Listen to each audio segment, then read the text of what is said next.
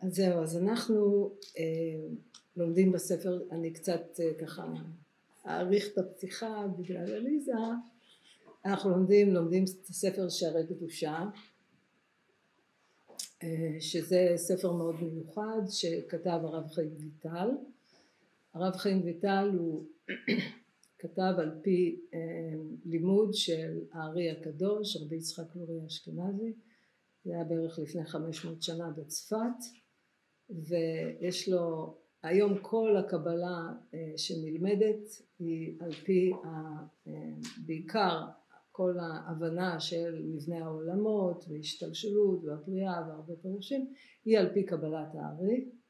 זה התקבל בכל הזרמים של היהדות, מי שלומד קבלה, כמובן שלומדים גם מורים אחרים, אבל הוא העיקרי, הוא החשוב, הוא ככה גילה הרבה סודות מדהימים. הוא לוקח את זה בספר הזוהר, כאילו הרי הקבלה זה בספר הזוהר, אז אני רוצה רק להבין. כן, כן, בדיוק. הספר הזוהר הוא, הארי הקדוש לקח כמה פרקים מספר הזוהר, אבל הוא פרש אותם, נתן לנו להבין יותר לעומק במה מדובר.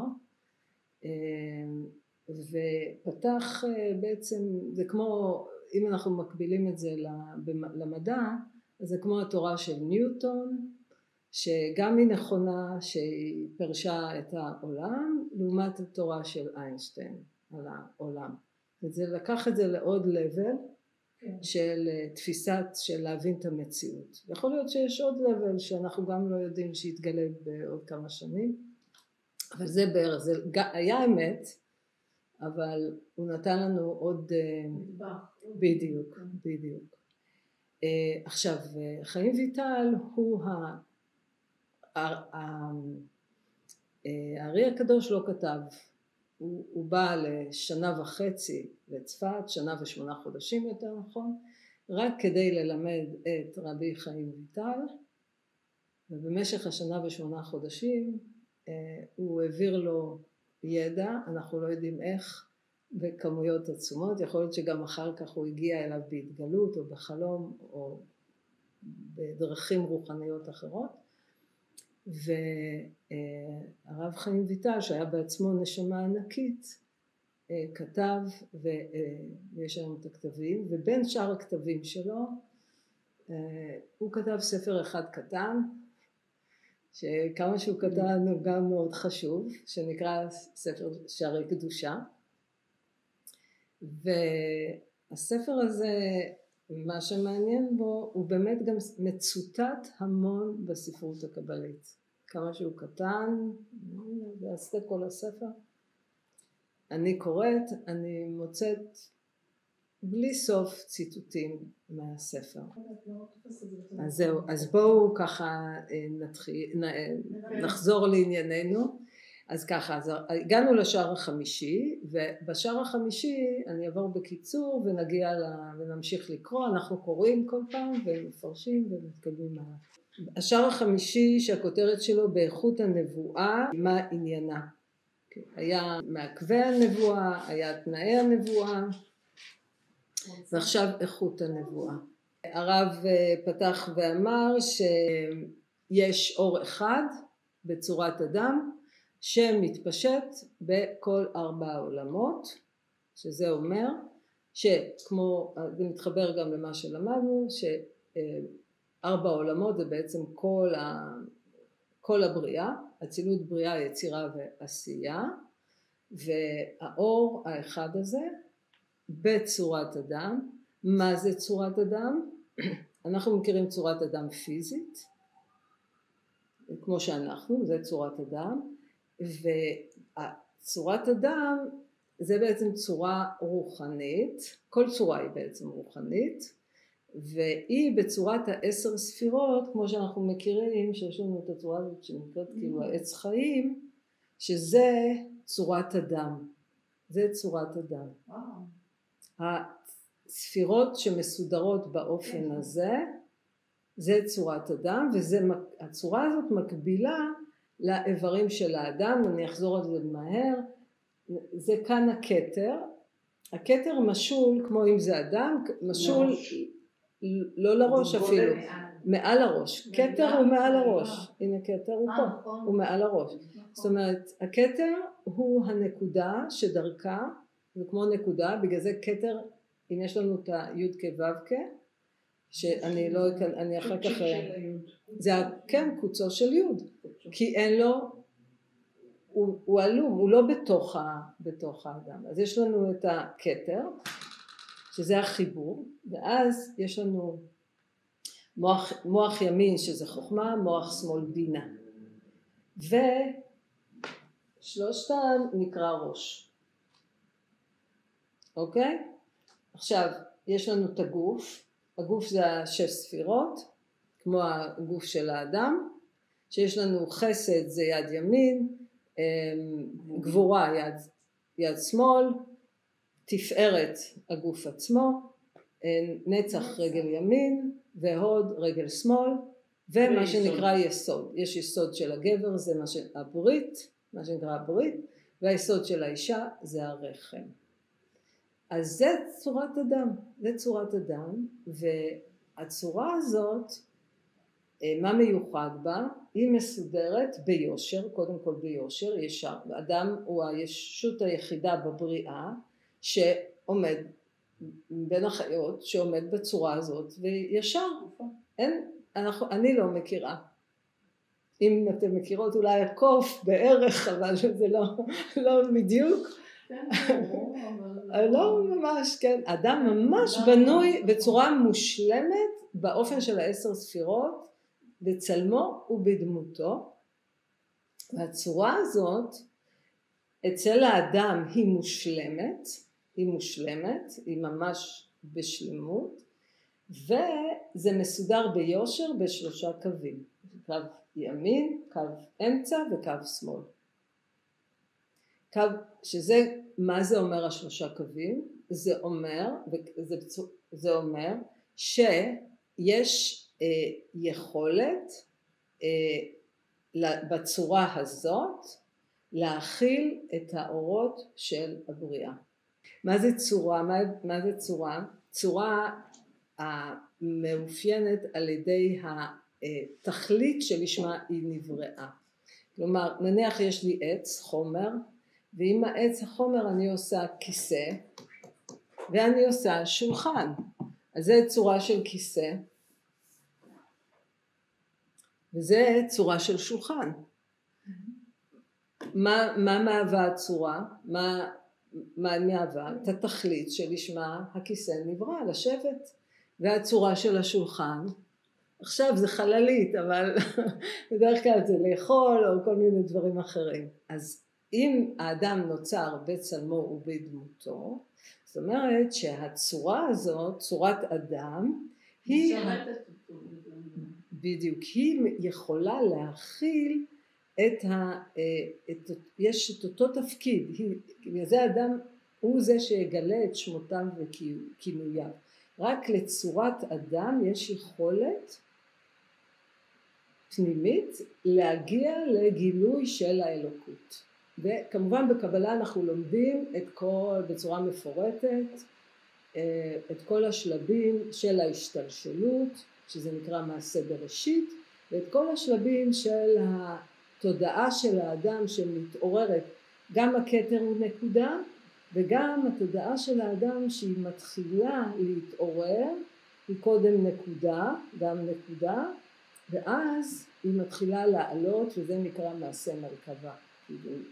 בשלבים שמרכיבים אחד על השני, ולאט לאט התודעה שלנו עולה בעולמות. זה בדיוק מה שלמדנו בשיעור הקודם, מה שהרב לימד אותנו, אבל דרך ההסתכלות של נבואה, מה זה נבואה, ואיך נביאים מגיעים למצב שהם יש להם רוח קודש והם מנבאים, והנביא יש לו את היכולת לעלות בעולמות אבל הוא יותר, מה ההבדל בינינו לבין, הרי גם אנחנו בני אדם, שיש לנו את אותה צורה, למה רק הנביא מקבל את מה שהוא מקבל? אז דיברנו גם על זה, כי בשערים הקודמים, שיש את צנאי הנבואה ומעכבי הנבואה. אדם רגיל, מה שקורה, אם יש לי את המבנה הזה, לא משנה, זה בכמה, יש עוד מסכים, אבל זה אותו מבנה. גם כשזה מגיע לעולם התחתון שנקרא עולם עשייה, זה עדיין אותו מבנה, והסברנו שזה כמו שיש לנו כמו שיש לנו אוקיינוס, שיש שם מים וטיפה. הטיפה שאני עכשיו אטפטף פה טיפה קטנה, היא בדיוק באותו הרכב כמו המים באוקיינוס, אין הבדל. אז הניצוץ הנשמתי שנמצא באדם, יש לו את המהות הזאת, את אותה מהות, אבל הוא מאוד קטן, ואפשר כמובן לגרום לכך שהוא יגדל יותר, האור הזה, ואצל הנביא זה יותר מפותח, יש יותר חיבור פנימי, בגלל שהנביא זיכך יותר את הבחינות, את המבנה שלו, זאת אומרת את הצינורות שמזרימים את האור, הכל משלים כמובן, זה לא קיים במציאות, זה הכל יותר מזוכח, לכן הוא הוא יכול להמשיג ממקומות יותר גבוהים. אם אתם זוכרים, נתנו את המשל הזה של המבוך, שאדם שנמצא בעולם עשייה הוא כמו הולך במבוך, שמה הוא רואה? הוא רואה רק את הקיר לפניו, או את הדרך שהרגליים שלו, רק הרגליים שלו ככה הולכות צעד צעד, והוא לא יכול לצאת אם הוא בתוך המבוך. מתי הוא יכול, או במקרה הוא ינסה, או שיהיה לו חושישי, אז זה גם לא משהו ממנו. הוא צריך לעלות למעלה, מעל המבוך, כדי לראות את הדרך ולצאת.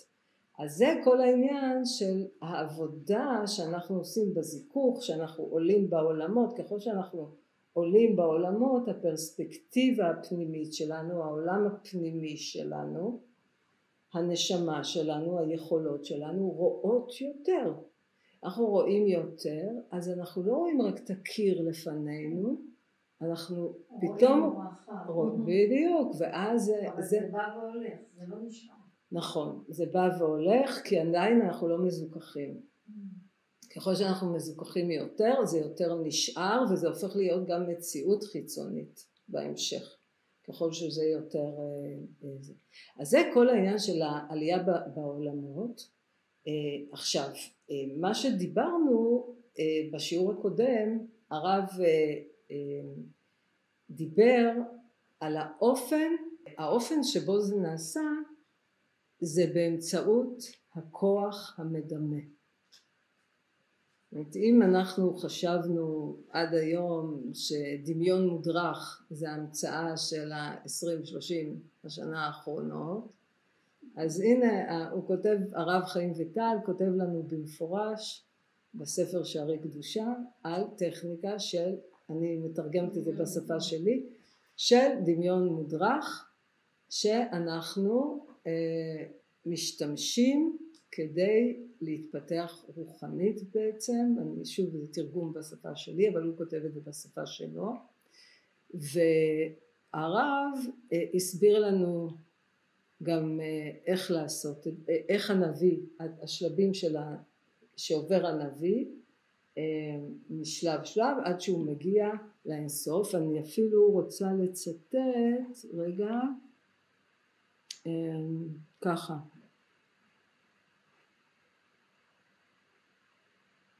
הנה ככה, אני מעדיפה לצטט כי הוא פשוט כותב את זה מאוד יפה, מאוד מדויק, ואי אפשר יותר טוב מזה.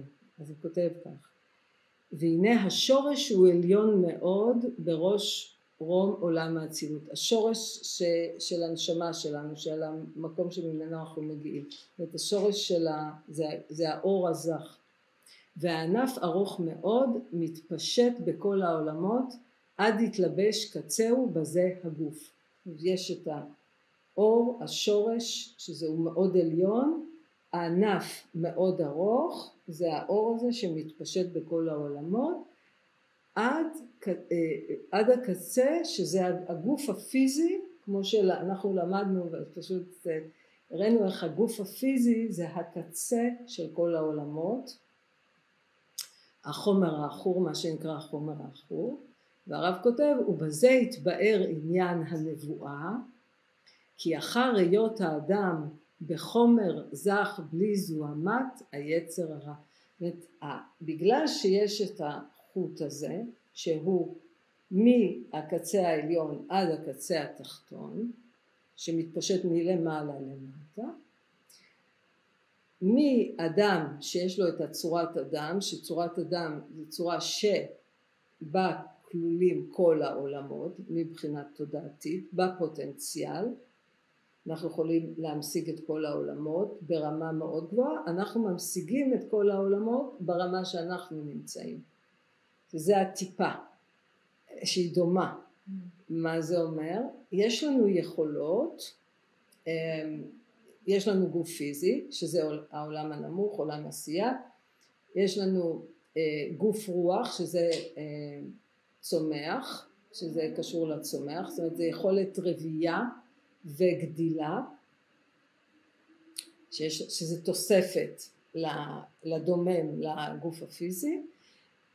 יש לנו את שזה נקרא הנפש החיה, את היכולת של הרגש ותנועה, וכבר תנועה זה גם עצמאות, שאתה לא, יש תזוזה ממקום למקום, זה כל העולמות, כי הדומם זה עולם עשייה, הצומח, הרוח זה עולם יצירה, והחיה זה עולם בריאה. אז אתם רואים, יש לנו את כל העולמות, אבל לא, זה ברמה לא הכי, זאת אומרת, ההמשגה שלנו היא ברמה מאוד מסוימת, ואחר כך יש את מה שנקרא הנפש המדברת, שזה עולם אצילות, שנותן לנו את הכוח של הדיבור, שזה רמה יותר גבוהה, והחשיבה. ומעל זה יש מה שנקרא את היחידה, את היחידה. היחידה נותנת, זה החלק כמו הכתר, שהוא החיבור בין האין סוף להתגשמות של הגוף, של הצורה הזאת של הגוף. עכשיו, הרב לימד אותנו ואמר לנו שרק לאדם הישראלי יש את כל בני האדם יש להם עד הרמה של המדבר, שזה רמה מאוד גבוהה, כי חשיבה זה רמה מאוד גבוהה, אבל רק לישראלי יש את הרמה של היחידה. למה? כי שמו כן הוא, מה זה יחידה? יחידה זה אחד, מי שלא מאמין בהשם, באחד, אין לו את האמונה הזאת, את החיבור הזה לאינסוף, לאחד. אז כל יהודי, כאילו, גם כן, כן, כל יהודי. קודם כל אני מדברת הכי כללי שרק אפשר. בכל מה שאני אומרת יש עוד מיליון, כאילו... לא, השאלה, הרי גם המוסלמים מאמינים באל אחד. מי? המוסלמים? כן. זה חיבור מיוחד, מסוים, שיש בו ברית. אני אני אכנס לפרטים, אז אני לא רוצה להיכנס לפרטים. יש ברית, ויש מצוות. אי אפשר להתחבר אם לא מקיימים את המצוות. אי אפשר להתחבר אם לא מסירים את העורלה ואת הרבית בצורה מסוימת. זה הכל קשור. הם לא... התורה של השם, התורה הקדושה, נתן לבני ישראל, אם אתה מתחבר אליה, אז אנחנו לא אומרים אז אתה תקבל את המדרגה הזאת. אבל אם אתה רוצה, תורת חיים, אם אתה רוצה להאמין בדברים אחרים, אז זה כבר לא זה. בחינת היחידה זה משהו מאוד מסוים, מאוד מאוד מסוים, שזה גם בחירה. עכשיו מי שנולד, אז הוא בחר כנראה בגלגולים קודמים ונולד לתוך זה, אבל הוא גם, זה העונש כרת, דיברנו על זה. מי שלא מקיים מצוות מסוימות או לא עושה, אז הוא נחרט את נפשו מישראל, נחרט את נפשו. זה לא ניתן ככה for granted לכל זאת אומרת, זה מתנה רוחנית בעצם. לא מבינים את זה, זה לא עניין של לאום, רק לאום. זה עבודה רוחנית ומתנה רוחנית. הבחינת יחידה היא קריטית כדי להגיע למצב הזה של לעלות בעולמות, בגלל שזה המחבר, זה המחבר. אז אם אני לא, אין לי את הבחינת יחידה, מבחינה רוחנית, שוב, זה רוחני לגמרי, אין לי את היכולת, גם אני לא אקבל את רוח הקודש. אני לא אהיה מחובר לצינור הזה. הרב דיבר על הכוח המדמה, אני רוצה לחזור על הכוח המדמה. הכוח המדמה זה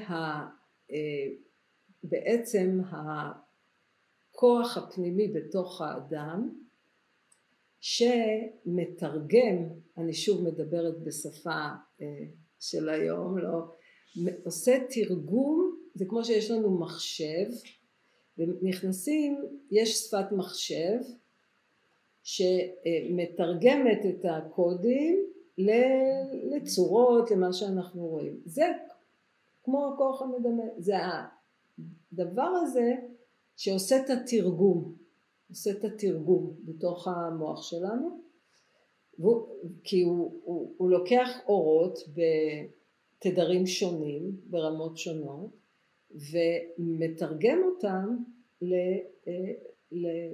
לצורות שאנחנו מכירים, או לכל מה שאנחנו רואים באופן הגשמי, וזה נעשה באמצעות החמישה חושים של האדם.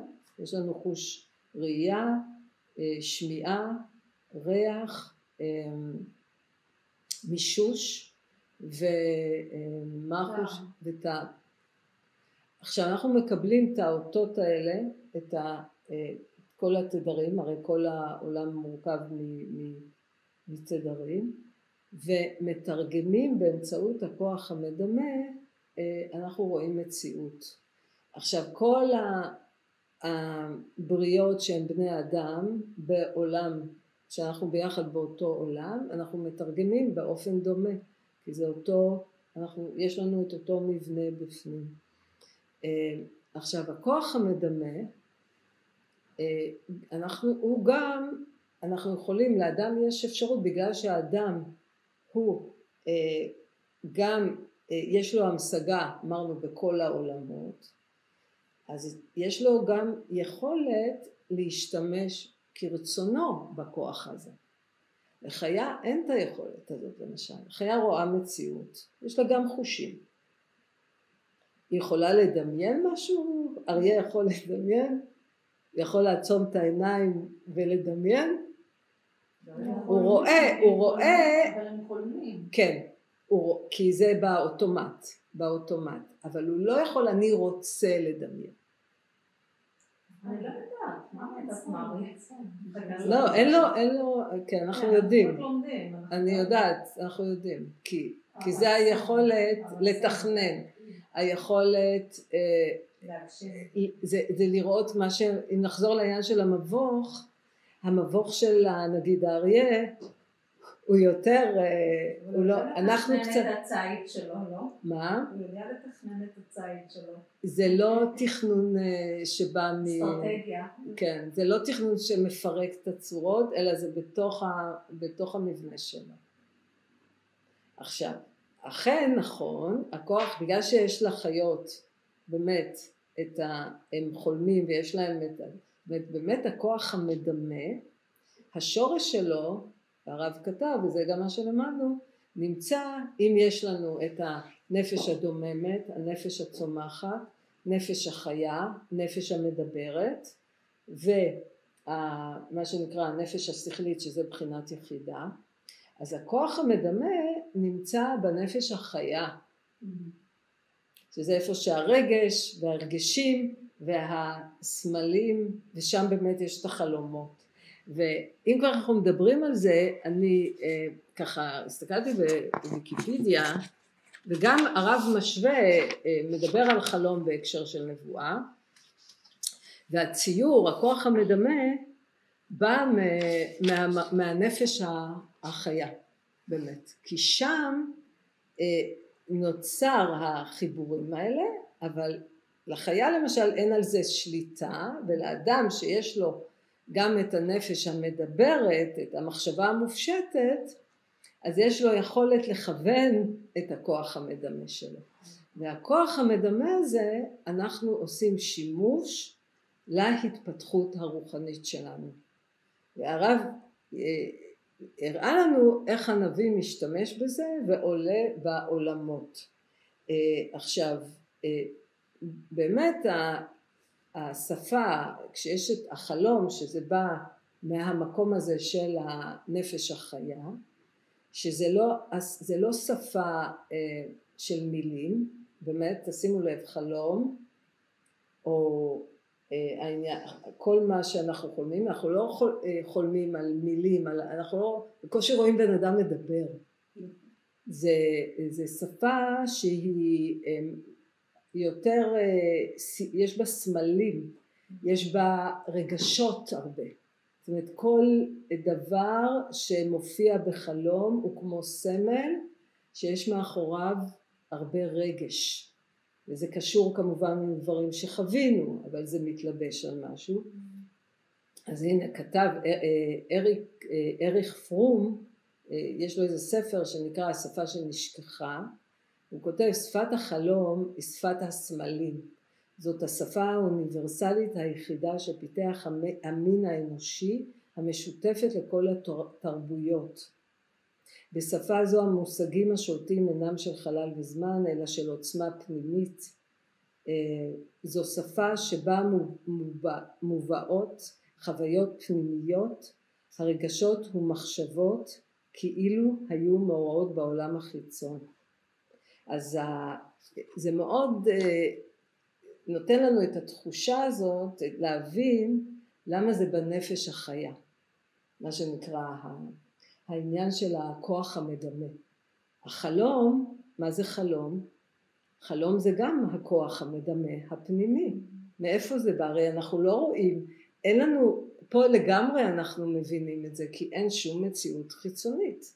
אנחנו עוצמים עיניים, וזה רק כוח מדמה. כמובן, אין לנו שליטה כשאנחנו חולמים, אבל כי זה בתוכנו, ואז אנחנו רואים, אנחנו יכולים להבין איך הכוח המדמה פועל בתוכנו.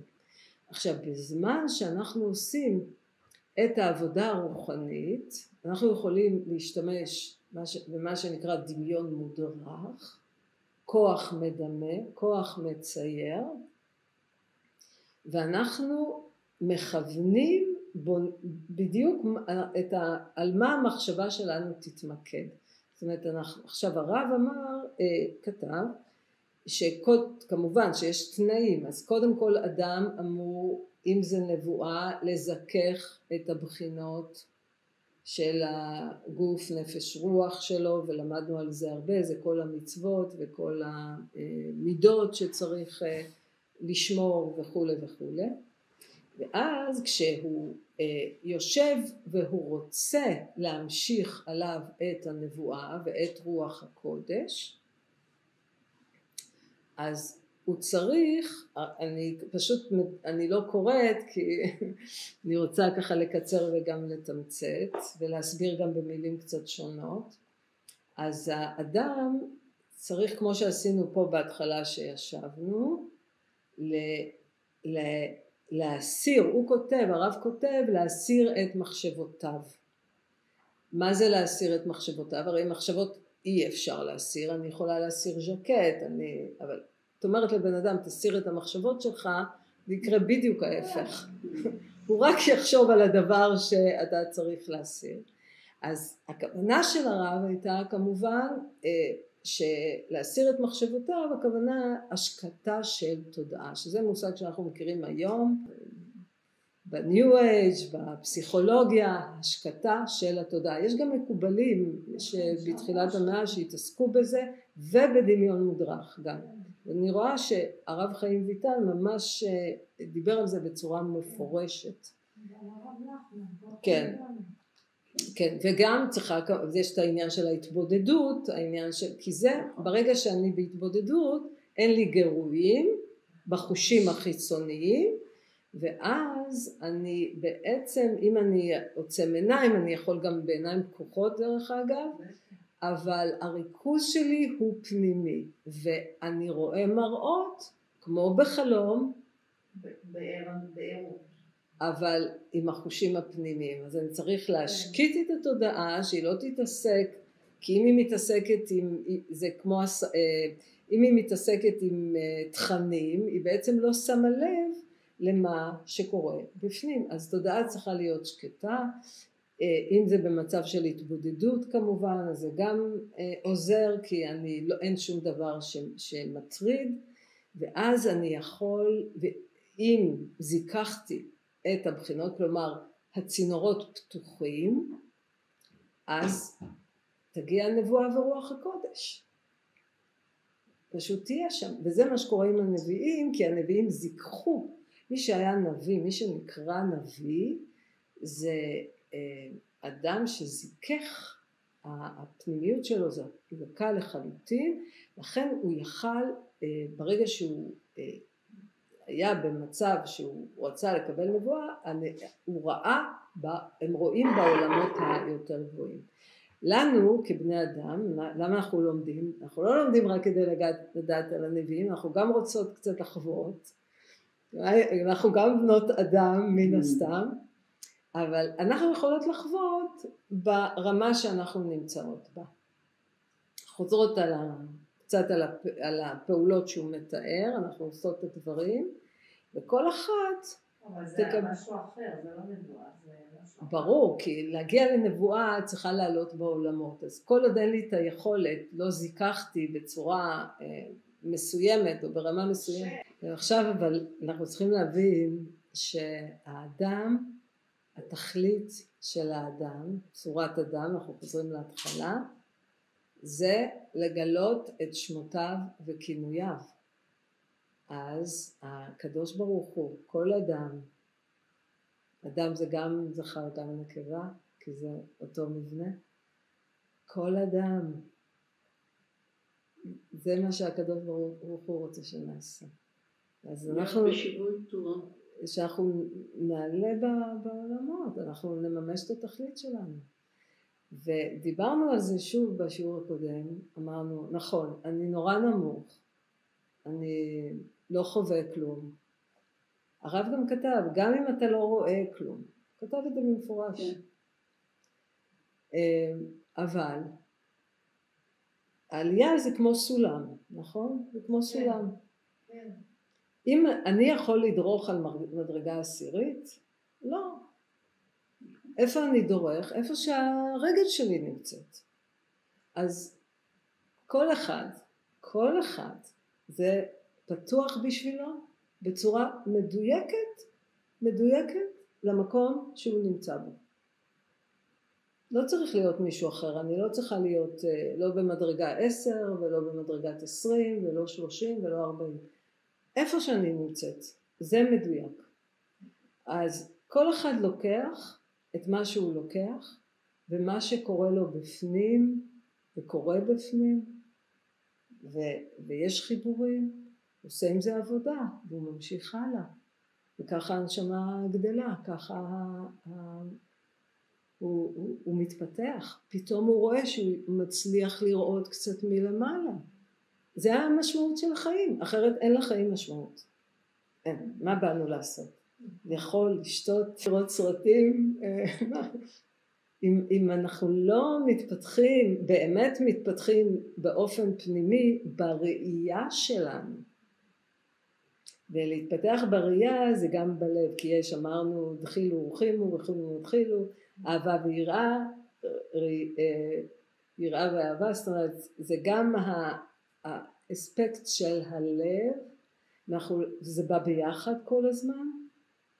אם אני לא, הלב שלי גדל, ואם אני לא רואה יותר, כלומר אני עולה בתוך עצמי, אז מה עשיתי?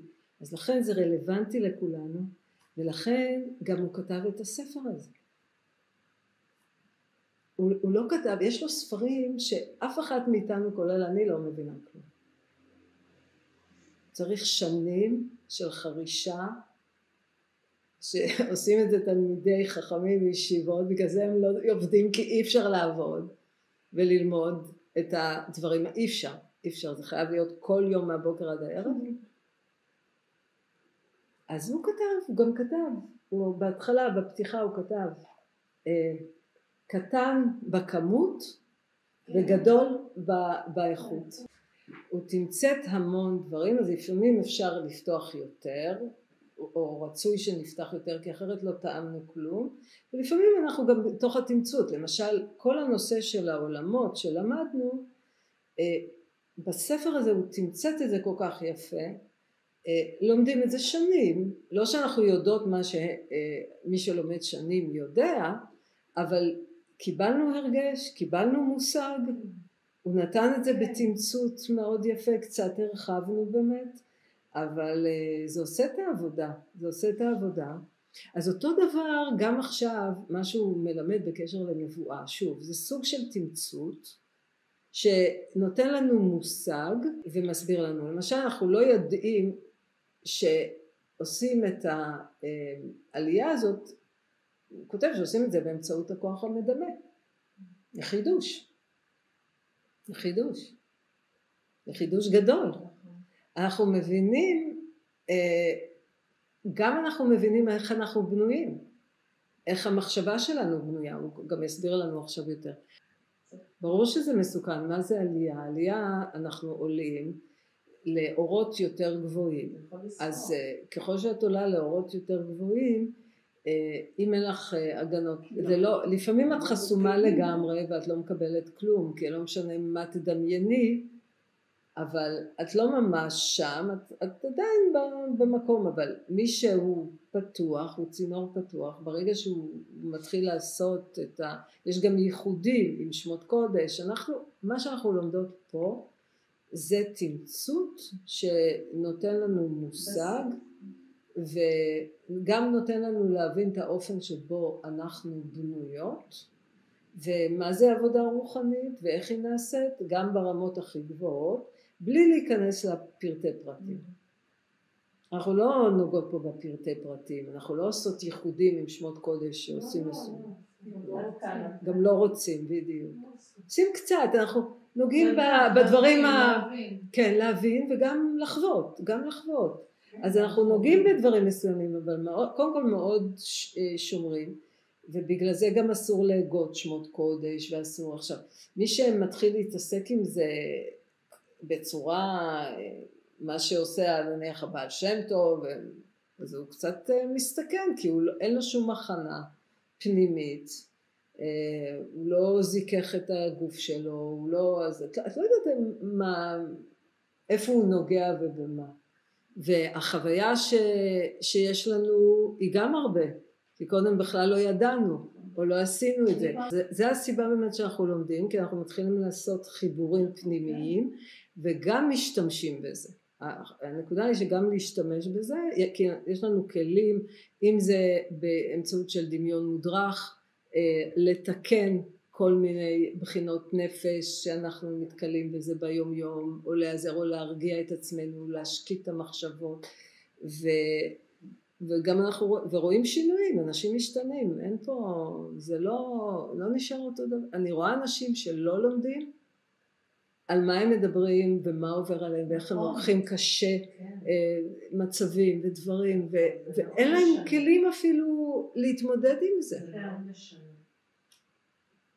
אז זה נותן כלים, למשל אפילו המדיטציה הזאת שעשינו ככה, כמו שהיא רואו כזה ככה בשיעור הקודם, אם אני מרגישה לא טוב, וזה עלייה בעולמות, אז ברור שאם אני בדמיון מודרך עולה בעולמות, גם אם לא יגידו לי תהי שמחה, זה לא יהיה שם מילולית, ברגע שאני עושה את ההדמיה הזאת, זה יקפיץ את התודעה שלי. כי בפנימיות אני פשוט לוקחת את עצמי למקום אחר לגמרי, וזה מקום לא, אמנם זה דמיון מודרך, אבל זה דמיון מודרך על פי הוראות. אמרנו, זה לא אני המצאתי עכשיו. מסתמך על משהו. זה לא מסוכן? זה לא כמו? לא, זה בכלל לא מסוכן. כלום, שום דבר. זה ממש הכי פשוט שיכול להיות. לא, היא עולה מעולם עשייה לעולם יצירה, וקצת מתארים מה יש בכל עולם, אבל זה בונה בפנים את המבנה. זה בונה ממש את המבנה, כמו שאת רואה פה את המבנה, אז זה בונה לך את המבנה בפנים, וההרגשים, ומתעוררים הרגשים, וההרגשים האלה מעוררים את האורות האמיתיים שעדיין אין לנו המשגה בהם. אנחנו מתחילים לעורר אותם, להאיר אותם. לא ניצוץ כזה. כן, אז ככה זה ניצוצות שמתחילים, ואט לאט אני בונה את זה, וזה ללא ספק, קודם כל זה עוזר, ואז זה כמו שאמרתי, זה בעצם מעלה את התודעה שלי, אני מתחיל להסתכל גם על הקיום שלי, אני מבין שאני קיים בחלק קטן של כל מה שנקרא בריאה. אני גם מקבל פרספקטיבה אחרת. לא רק זה, אני גם מבין שהגוף, כי אנחנו משילים את הגוף גם לפני שאנחנו עולים, אז הגוף זה סוג של לבוש, אני מתחיל להרגיש את זה ולא להיבהל מזה.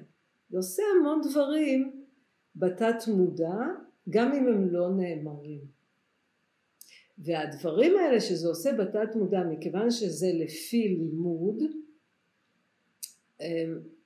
שלא אני המצאתי בלימוד שהתקבל ברוח קודש, שקשור לתורה הקדושה, הוא בונה לי בתוכי את האיברים הנכונים, מתחיל לבנות של להבין את המציאות, את כל הבריאה.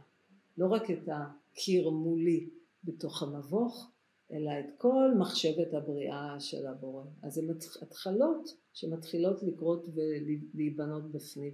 זה ככה. אנחנו, זהו. הנה, אני רק אקרא בעמוד קט"ו, ואני אקרא את החלק שסיימנו, עכשיו זה יתחבר לכם, זה בדיוק מה שדיברנו בעצם. ואז יהפוך כוח המדמה מחשבותיו לדמות ולצייר כאילו עולה בעולמות העליונים, בשורשי נפשו אשר לא שם, מזה לזה, עד שהגיע ציור דמיונו במקור שלו העליון, ויחקקו ציורי כל האורות במחשבתו, כאילו מצויר ורואה אותם, כאילו, תשימו לב לכאילו, זה מאוד חשוב, כפי דרך כוחו המדמה, ולצייר בדעתו ענייני העולם הזה, כמו שנכון, ואף על פי שאינו רואה אותם. זאת אומרת, הדבר הזה, הוא לא צריך מציאות חיצונית, אנחנו יכולים בכוח המדמה בתוכנו, לעלות בעולמות כאילו אנחנו רואים אותם. זאת אומרת, כל אחד, מה זה אומר? כל אחד יש לו כוח הדמיון אחר הרי. אז כל אחד מה שעולה בכוח המדמה שלו. הוא מצייר, אני אומרת עולם יצירה, מלאכים. אנחנו עוצמים עיניים, כל אחד רואה את זה בדרך שלה, ומרגישה את מה שהיא מרגישה. זה בדיוק מה שהוא אומר, אין משהו אחר. הנביא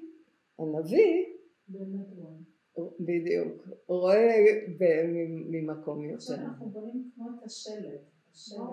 בדיוק.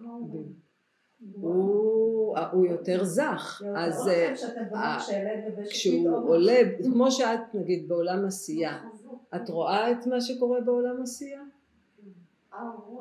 אז יש לו, הוא פתוח בעולם יותר גבוה. כל ספר יחזקאל זה משהו הוא רואה.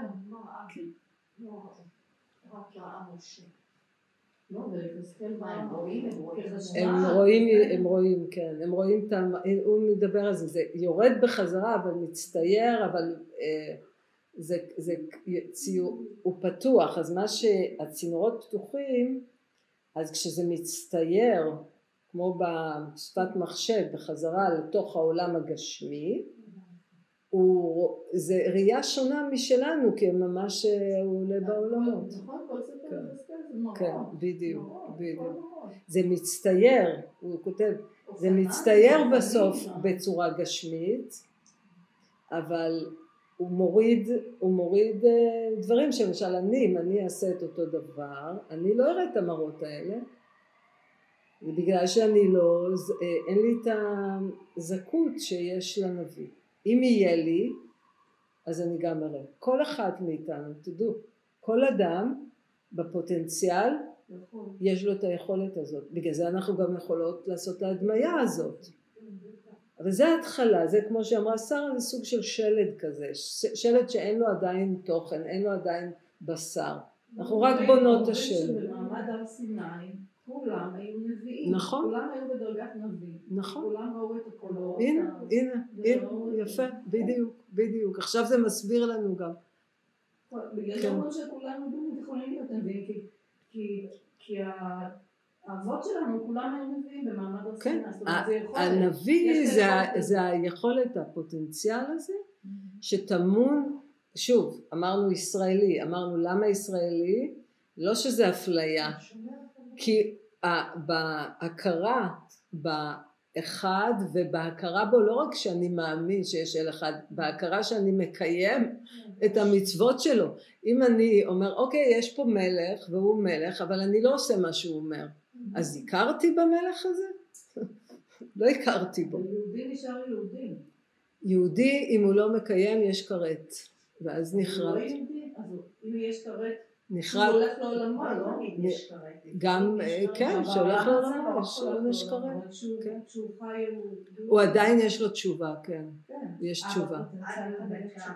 כן, עד הדקה. גם הרב מלובביץ' אומר שכל יהודי, לא משנה מה, הוא בדרגה אחרת מגוי. כן, אבל יש לו אפשרות לשוב, זה הדרגה האחרת מגוי, מה שאנחנו עכשיו מסבירים. בדיוק, זה. זה הרמת יחידה שהיא הכרה באחד, והכרה באחד זה לא רק להגיד אני מאמין באל אחד, הכרה זה גם לקיים את מה שהוא נתן, אחרת אני לא מכיר בו, אני מכיר במי. אם אני מקיים דברים אחרים, אז זה אומר שאני נותן את הכוח לדבר אחר. לתת לו את הכוח. ברגע שאני נותן לו את הכוח, אני מכיר בו, אז האורות המתקיימים, מה שהוא מעביר מתקיים בתוכי. אז זה היהודי, זה הישראל, אני קוראת לזה ישראלי כי זה ישר אל, למה ישר אל? זה ישר אל, כן. צינור ישר. אז להיות ישראלי זה עבודה. אז עם ישראל זה, שוב, אם אנחנו מדברים מבחינה רוחנית, זה ניצוצות, יש ניצוצות של נשמות, שאם כל באמת נשמה מכירה אמרנו זה גם לקיים, ואם אני מקיים זה גם מתקיים בתוכי. אם כל נשמה מכירה באחדות, ביחידה, אז באמת זה אחד, זה נהיה אחד, אז כל הנשמות מתחברות, הכל מתחבר. אבל אם אנחנו לא מקיימים ולא מכירים, אז זה לא מתקיים בתוכנו, אז יש נתק. ואז אין חיבור לאינסוף. אנחנו מתקיימים כמו שאר בני אדם, מתקיימים ברמות האלה של התודעה, רמה מאוד גבוהה, הרמת המדבר, פה זה רמת המדבר. ומדבר. וזה חייב, וזה צומח, וזה דימוי. אז זו רמה גבוהה, אבל אין את המעבר, את החיבור הזה. ואם זה דתות אחרות, קודם כל אני לא אוהבת לדבר, כי אני לא רוצה, את יודעת, זה לא אוהבת, אני רוצה להשאיר את זה במקום. אני היום מבינה שהיהדות מלמדת אותנו להתפתח רוחנית, ונותנת לנו גם כלים לעולם הזה של מה לעשות ואיך לעשות.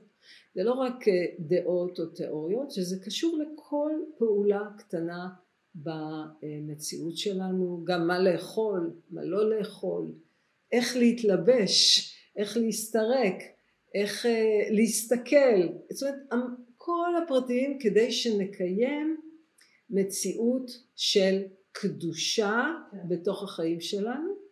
ושוב, זה לא בא כדי להגביל אותנו, מי שלוקח את זה מהמקום הזה לא עשה שום עבודה, לא עשה שום עבודה, זה סתם, כי הוא לא מחובר בפנימיות למשמעות, אז איזה עבודה הוא עשה? וגם שוב יש לימוד שמלמד אותנו על תכנים רוחניים, אז גם את זה צריך ללמוד. אז הכל ביחד זה דרך רוחנית, ודרך רוחנית זה בעצם ההוראות הפעלה שניתנים מלמעלה, שאומרים לנו תשמעו בני אדם, אתם בתוך מבוך, בואו אני אראה לכם איך אתם יוצאים מהמבוך הפנימי. זה מבוכה, מבוך זה מבוכה, כמו שיש לנו תוהו ובוהו, תהייה ובהייה, אנחנו בתוך מבוכה, אנחנו לא יודעים מה ואיך לעשות, לא יודעים, איך היינו יודעים איזה דג לאכול ואיזה דג לא לאכול. נכון. או עם הבהמות, או עם הדברים שהיום אנחנו מקבלים אותם כמובנים מאליהם, כי זה כתוב בתורה, אבל מאיפה הם ידעו את הקסקסים ופרסה וכל הדברים האלה, והם ידעו מה יש באוקיינוס, עוד אז. אז בשיעור הבא אנחנו מתחילות לקרוא בלי הקדמות, גם היה לנו רצון לדבר. נכון, זה גם בסדר. ואני מפסיקה ב9 או 9 קצת אחרי, ואנחנו נעשה את המדיטציה. אני מזהירה אותם שאני עלולה להיות. דרך אגב, זה מאוד, זה בסדר גמור להירדם במדיטציה, כי יש השקטה, וברגע שיש השקטה וגם כל האווירה, אז הרבה פעמים אנחנו נרדמים, אני פשוט, העיניים נעצמות, יש איזה כובד. לי למשל ביום שישי, אני לפעמים ככה ב8 נכנסת לעייפות, גם מאותה סיבה, אנרגיה, אבל הכל מפסיק ושום דבר לא מגרה לנו את החושים, ויש עלייה בעולמות גם,